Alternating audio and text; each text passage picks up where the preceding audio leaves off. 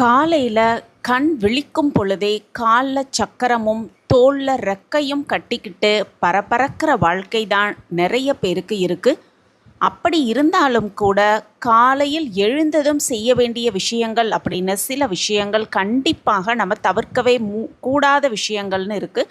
அப்படி செய்ய வேண்டிய விஷயம் என்ன அப்படிங்கிறத பற்றியும், அதே போல் காலை எழுந்ததும் வெறும் வயிற்றில் தண்ணீர் குடிக்கும் பொழுது இந்த ஒரு விஷயத்த சொல்லி நம்ம கொடுத்தோன்னா தலைமுறைக்கே தரித்திரியம் அப்படிங்கிறது இருக்கவே இருக்காது அப்படிங்கிறத பற்றியும் இந்த பதிவில் நம்ம தெரிஞ்சுக்கலாம். வணக்கம். நம்ம இறையொளி திருவருள் சார்பாக உங்கள் எல்லாருக்குமே அன்பான வணக்கங்க. காலையில் எழுந்த உடனேயுமே பல் துலக்கி விட்டு வெறும் வயிற்றில் தண்ணீர் குடிப்பது, அதிலும் வெதுவெதுப்பான தண்ணீர் குடிப்பது அப்படிங்கிறது நம்ம வாழ்க்கையில் அன்றாடம் கடைபிடிக்க வேண்டிய ஒரு முக்கியமான விஷயம் அப்படிங்கிறத நம்ம முதல்ல தெரிஞ்சுக்கணும். காலில் சக்கரத்தை கட்டிக்கிட்டு எழுந்திருக்கும் பொழுதே பரபரப்பாக இயங்குவது அப்படிங்கிறது தவிர்த்து விட்டு காலையில் எழுந்தோன்னே கண் விழித்து காலை கடன்கள் எல்லாம் முடித்து விட்டு வெதுவெதுப்பான நீரை நம்ம அருந்துவது அப்படிங்கிறது ஒரு முக்கியமான பழக்கமாக வச்சுக்கணும். தினமுமே எழுந்தவுடன் ஒரு 10 நிமிடமாவது கொஞ்சம் நிதானமாக பழகுவது அப்படிங்கிறது நல்லது.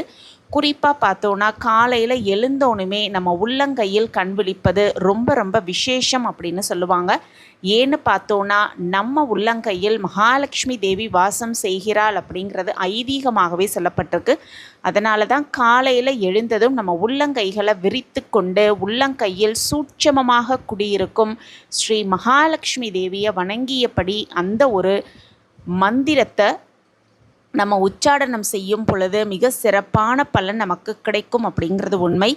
அதே போல் காலையில் வெறும் வயிற்றில் தண்ணீர் குளிக்கும் பொழுது, தண்ணீரை அருந்தும் பொழுது சொல்ல வேண்டிய மிக மிக முக்கியமான ஒரு விஷயம், தலைமுறைக்கே தரித்திரியம் அப்படிங்கிறது இருக்காது அப்படிங்கிறத தெரிஞ்சுக்கிட்டு இந்த ஒரு விஷயத்தை நம்ம செய்யும் பொழுது மிக சிறப்பான பலன் நமக்கு பெற்றுக்கொள்ளலாம்.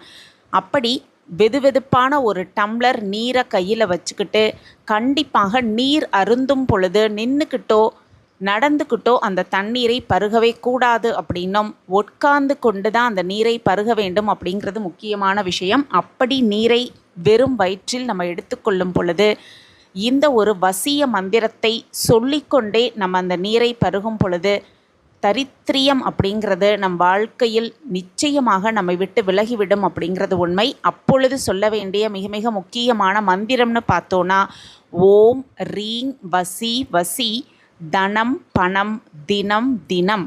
திரும்பவும் சொல்கிறேன், ஓம் ரீங் வசி வசி தனம் பணம் தினம் தினம். இந்த ஒரு மந்திரத்தை முடிந்தவரை 12 முறை பாராயணம் செய்யலாம். டைம் இருக்குது அப்படிங்கிறவங்க 108 முறை கூட இதை பாராயணம் செய்யலாம். அப்படி செய்துவிட்டு அந்த தண்ணீரை அருந்தும் பொழுது தலைமுறைக்கே தரித்திரியம் அப்படிங்கிறது விலகிவிடும் அப்படிங்கிறத நம்ம முதல்ல தெரிஞ்சுக்கணும்.